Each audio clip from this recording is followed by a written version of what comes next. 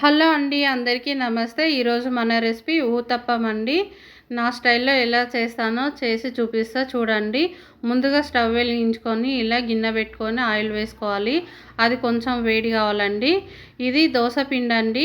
ఇడ్లీ పిండితోటైనా కూడా చేసుకోవచ్చు. లేదా రోజు దోశలే తింటాంలే అనుకుంటే ఇలా ఊతప్పం లాగా కూడా వేసుకొని తినొచ్చండి. బాగుంటుంది టేస్ట్. ఇలా ఆయిల్ కొంచెం బాగా వేడైన తర్వాత ఇలా 2 గరిటెల పిండి వేసుకొని ఇలా తిక్కుగా వేసుకోవాలండి. మరి పలచగా వేసుకోవద్దు. కొంచెం దొడ్డుగా వేసుకుంటేనే బాగుంటుంది ఊతప్పము. తర్వాత ఇలా సన్నగా తురిమి పెట్టుకున్న క్యారెట్, ఆనియన్ కూడా సన్నగా కట్ చేసి వేసుకోవాలండి. పైనుంచి చూడండి ఇలా చల్లుకోవాలి. ఈ రెసిపీ మీకు నచ్చినట్లయితే లైక్ చేయండి, షేర్ చేయండి, మన ఛానల్ని సబ్స్క్రైబ్ చేసుకోండి. సిమ్లో పెట్టుకోవాలండి. మూత పెట్టి సిమ్లో పెట్టుకొని వేయించుకోవాలి. ఇలా చూడండి ఎంత బాగుందో. పిల్లలకి స్నాక్స్గా లంచ్ బాక్స్లో పెట్టొచ్చండి.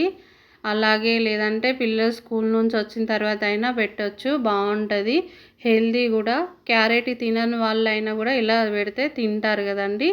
పిల్లలు అన్నీ తినరు కదా, అందుకని ఇలా పెడితే క్యారెట్ చాలా మంచిది.